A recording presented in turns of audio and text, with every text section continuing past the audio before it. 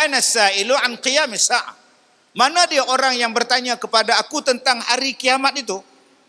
Bangun laki-laki tadi. Ana ya Rasulullah. Saya ya Rasulullah. Saya yang bertanya pada Nabi. Maka Nabi bertanya kepada dia, ma'addatulaha. Apa yang kamu sediakan untuk kiamat? Ni dia. Nabi tanya dekat dia balik. Dia tanya pada Nabi, Nabi tanya pada dia balik. Ya Rasulullah, mata qiyamus sa'ah? Wahai Rasulullah, bilakah kiamat akan berlaku? Nabi tanya balik, ma'adattu. Apa yang kamu sediakan laha untuk kiamat? Kamu duk sibuk tanya pasal kiamat. Aku tanya pada kamu. Kamu buat preparation apa untuk kiamat? Apa yang kamu prepare? Apa yang kamu sediakan? Apa yang kamu buat untuk menghadapi kiamat? Kiamat itu pasti berlaku. Kiamat itu mesti berlaku. Soalan dia, apa yang kamu buat untuk menghadapi kiamat? Kalau kamu tanya pada aku, kiamat itu bila? Aku pun tak tahu. Yang aku bagi tahu hanyalah tanda-tanda kiamat. Bila berlaku, Allahu a'lam. Hanya Allah yang mengetahui. Aku tak tahu. Tetapi aku nak tanya pada engkau, apa yang engkau buat persiapan untuk menghadapi kiamat? Maka laki-laki tadi berkata kepada Nabi sallallahu alaihi wasallam, apa yang kamu sediakan? Ya Rasulullah. Faqala ya Rasulullah, ma a'dattu laha kabira salatin wala saumin illa anni uhibbullah wa rasulah. Kata dia, ma'adattu laha kabir. Yang aku buat persiapan untuk menghadapi kiamat. Persiapan aku ialah salatin wala saumin. Aku membuat persiapan yang taklah yang kata besar. Daripada semayang taklah banyak sangat, biasa-biasa. Ya, semayang fardu penuh lah. Semayang fardu tak tinggal lah. Puasa pun aku bawa. Aku tak pernah tinggal lah. Puasa wajib, puasa sunat ni kadang-kadang lah aku buat. Tetapi kata dia, illa anni uhibbullah wa rasulah. Tetapi yang aku sangat-sangat aku buat persiapan ialah aku mencintai Allah dan aku mencintai Rasulullah lebih daripada segala-galanya. Jawapan laki-laki Badui tadi kepada Nabi Muhammad sallallahu alaihi wasallam. Kamu buat persiapan apa untuk menghadapi kiamat? Dia jawab, dia kata biasalah. Biar semayang saya buat, puasa saya buat, tapi taklah macam orang lain semayang sunat-sunat ni buat saya biasalah. Tapi semayang fardu tak tinggal, puasa fardu tak tinggal. Tetapi kata dia, anni uhibbullah wa rasulahu, aku mencintai dia. Siapa? Mencintai Allah dan mencintai Rasulnya. Allahu Akbar, melebihi segala-galanya. Yang tu aku buat betul-betul. Bila Nabi cakap macam tu, Nabi kata apa? Al-mar'u ma'a man ahabba au anta ma'a man ahbabta. Kata Nabi, kamu akan dibangkitkan di hari kiamat dengan siapa yang kamu cinta. Kamu akan dibangunkan di hari kiamat dengan siapa yang kamu cintai. Kalau kamu cinta dengan Allah, kalau kamu cinta dengan Rasulullah, maka kamu akan dibangunkan dengan Rasulullah di hari kiamat. Bila sahabat-sahabat dengar jawapan Nabi sallallahu alaihi wasallam, kata Anas bin Malik, fama ra'aita farihal muslimun ba'dal islam farahahum bihadza. Kata Anas, aku pun tengok sahabat-sahabat Nabi yang lain. Bila Nabi kata, kalau kamu cinta kepada aku, kamu akan dibangunkan di hari kiamat dengan aku. Maka sahabat-sahabat tadi, kata Anas, aku tidak pernah melihat wajah-wajah kegembiraan para sahabat sebelum daripada itu, yang gembira macam ni. Bila mereka mendengar Nabi berkata, al-mar'u ma'a man au anta man ahbabta. Kamu akan dibangkitkan dengan siapa yang kamu cintai. Sahabat-sahabat ni semua muka jernih, semua muka gembira, semua seronok, semua ceria. Pasal apa? Kami cinta pada Rasulullah, kami sayang pada Rasulullah, kami cinta kepada Allah Ta'ala. Dan kata Nabi, kamu akan dibangkitkan di hari kiamat dengan orang yang kamu cinta. Alangkah seronoknya para sahabat. Kata Anas bin Malik, aku tidak pernah melihat kegembiraan para sahabat seperti mana kegembiraan pada hari itu bila mendengar kata-kata daripada Nabi sallallahu alaihi wasallam. Muslimin dan muslimat yang saya hormati, hadis yang kita baca ini ialah hadis yang sahih daripada Nabi sallallahu alaihi wasallam tentang akan dibangkitkan kita di hari kiamat dengan siapa yang kita cintai. Soalan dia, siapa yang kita cinta sekarang? Adakah kita cinta kepada isteri kita, suami kita, anak-anak kita melebihi daripada Allah dan Rasul? Adakah kita mencintai harta benda kita melebihi Allah dan Rasulnya? Kita lebih mencintai artis-artis daripada mencintai Nabi SAW, mencintai Allah. Ustaz, ya, saya cinta pada Allah Ustaz. Bagus. Tahun ni masuk tak korban? Pasal apa gelak jawab tak? Awak cinta pada Allah? Ya. Tahun ni buat korban tak? Saya dah buat Ustaz. Bila?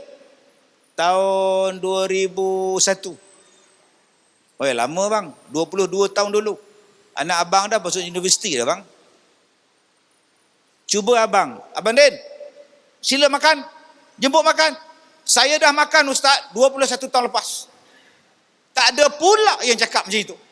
Jemput je makan, datang je tuan. Jemput je kenduri, datang. Jemput korban. Tawaran korban masih dibuka untuk pihak masjid. Menguruskan korban bagi pihak jemaah, sila hubungi bendahari masjid. Seorang pun tak hubung. Ini yang kita nak bincangkan pada malam ini.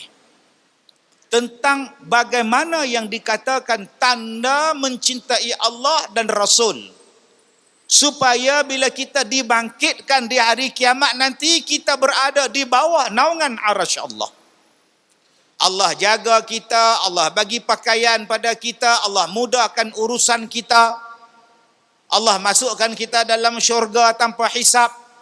Allah masukkan kita dalam syurga dengan hisaban yasira, hisab yang mudah. Bagaimana nak dapat syafaat daripada Nabi sallallahu alaihi wasallam supaya Nabi mengaku kita sebagai umat dia. Nabi Muhammad doakan kita kepada Allah, berikan kebaikan pada kita. Macam mana nak dapat tuan-tuan? Jawapan dia senang. Ayat yang saya bacakan awal-awal ceramah tadi. Qul in kuntum tuhibbunallah fattabi'uni. Kalau kamu sayang kepada Allah, kalau kamu cinta kepada Allah, maka ikutlah aku. Yakni ikutlah Nabi Muhammad sallallahu alaihi wasallam. Baik, tuan-tuan dan puan-puan yang saya muliakan. Yang pertama, hadis ini orang Badui datang jumpa dengan Rasulullah, orang darat datang jumpa dengan Rasulullah, bertanya kepada Rasulullah, mata qiyamus sa'ah, bilakah berlakunya kiamat?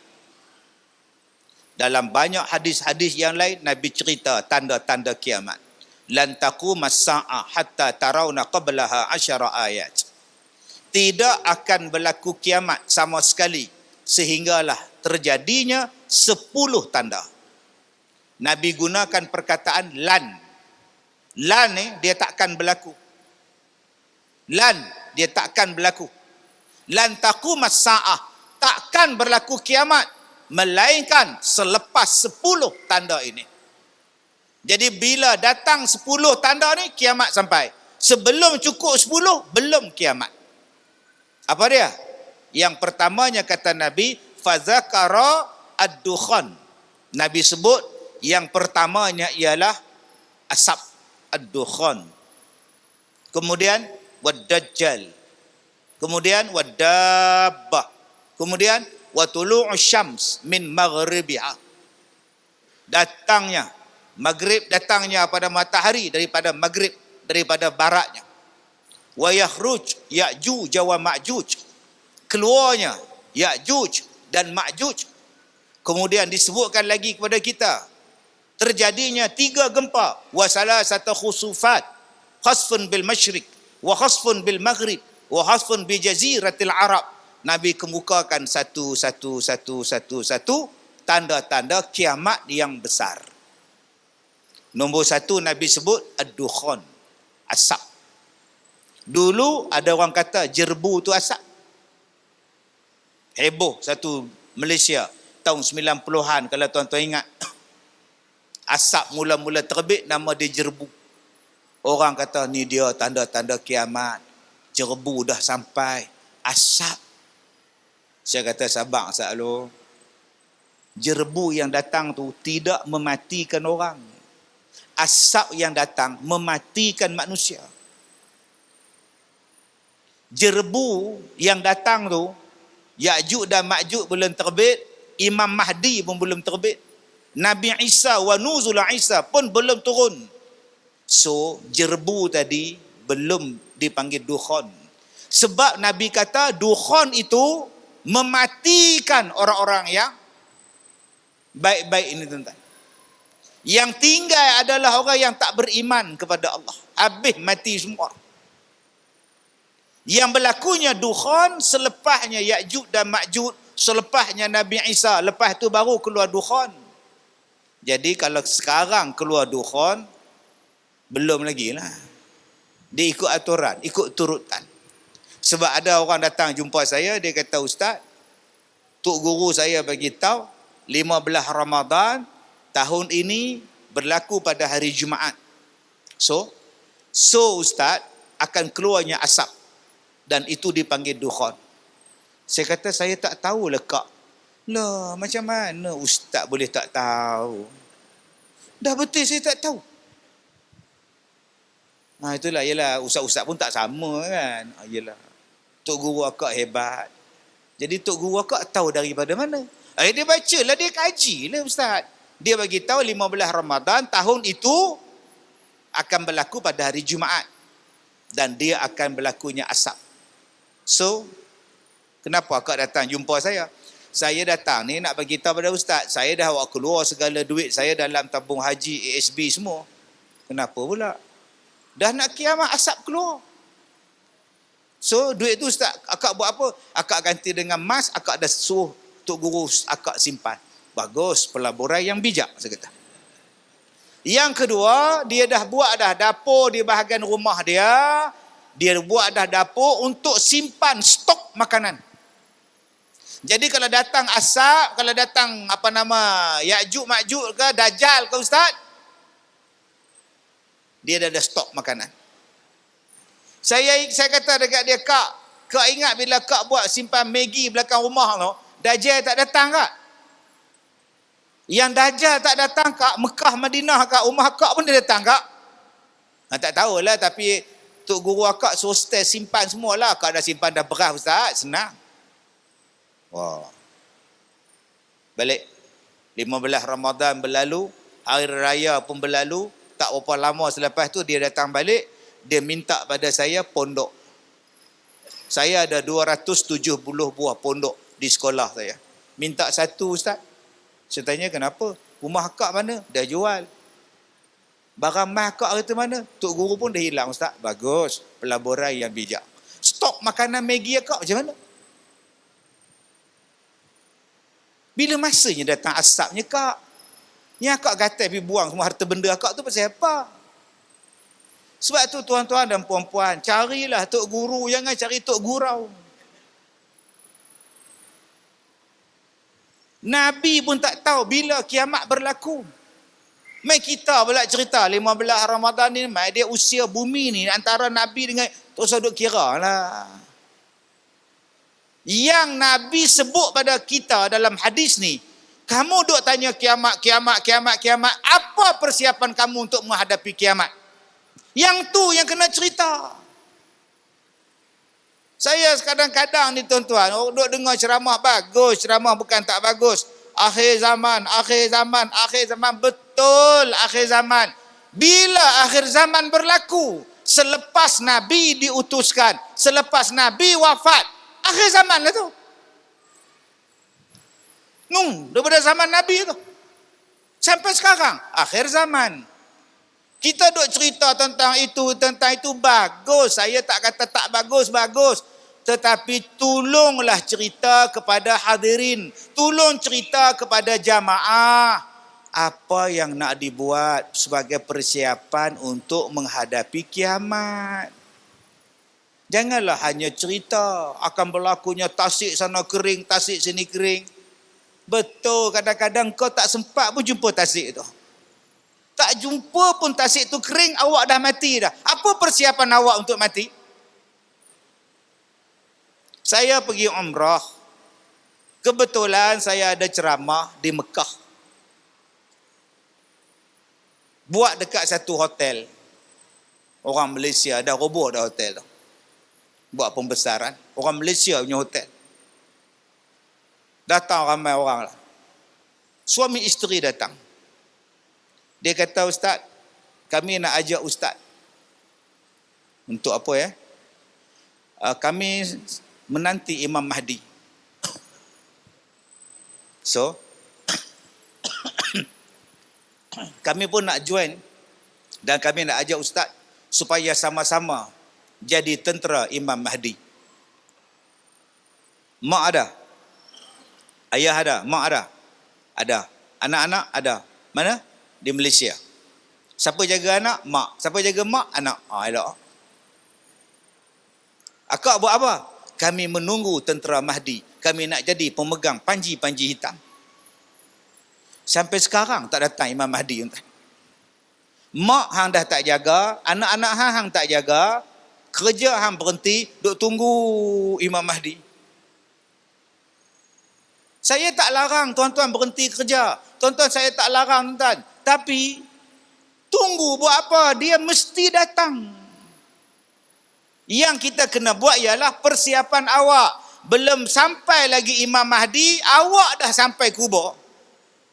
Apa persiapan awak? Sebab tu Nabi sebut dalam hadis ni. Apa persiapan kamu untuk menghadapi kiamat? Jangan duk cari tanda-tanda kiamat. Betul. Tapi persiapannya apa? Laki-laki ni kata, ya Rasulullah, saya semayang. Ya Rasulullah, saya puasa. Bagus. Tetapi yang paling besar yang saya buat persiapan ialah saya mencintai Allah dan saya mencintai Rasulnya. Ya Allah, ya Rasulullah. Wah, ni dia tuan-tuan. Jawapan yang kita dapat ni. Setiap satu benda dia ada tanda. Nak kiamat ada tanda, mengandung ada tanda, bersalin ada tanda, kencing manis pun ada tanda. Jantung pun ada tanda. Mati ada tanda. Mana ada tanda Ustaz? Suami saya mati dalam tidur Ustaz. Tak ada tanda pun. Mak dia mati dah. Mak dia meninggal dah. Ayah pun lama meninggal dah. Abang dia pun meninggal dah. Itulah tanda suami awak nak mati. Hak lain dah mati. La ilaha illallah. Semua ada tanda. Nak hujan ada tanda. Semua ada tanda. Allah Ta'ala ni maha baik. Dia bukan bagi tiba-tiba, tuan-tuan. Dia bagi tanda. Ustaz, saya tak ada tanda Ustaz. Tiba-tiba je saya, Allah, bisnes saya lingkup, keluarga saya lingkup, semua lingkup. Abang semayang? Tak. Abang buat ibadat puasa semua? Saya tak pernah puasa Ustaz. Abang zakat? Tak pernah Ustaz. Tapi Tuhan bagi saya rezeki banyak Ustaz. Itulah tandanya abang nak dapat bala. Sebab tu tuan-tuan, bila kita dapat nikmat yang banyak padahal tak semayang. Kita dapat rezeki yang melumpah ruah padahal tak pernah main masjid pun. Kita dapat projek macam-macam tapi tak pernah bayar zakat. Itulah tanda-tanda Allah nak bagi balak pada awak. Akhaznahum baghtatan. Tiba-tiba Allah tarik sekaligus. Jaga-jaga, walaupun Allah gunakan perkataan baghtatan, tiba-tiba saja Allah dah bagi dah. Kami akan bagi pada kamu rezeki. Kamu lupa kepada aku tarik. Setiap satu benda, dia ada tanda. Apakah tanda awak cinta pada Allah, awak cinta pada Rasulullah? Dia ada tanda. Sebab tu saya tanya tadi, awak cinta pada Allah? Ya. Korban buat dah.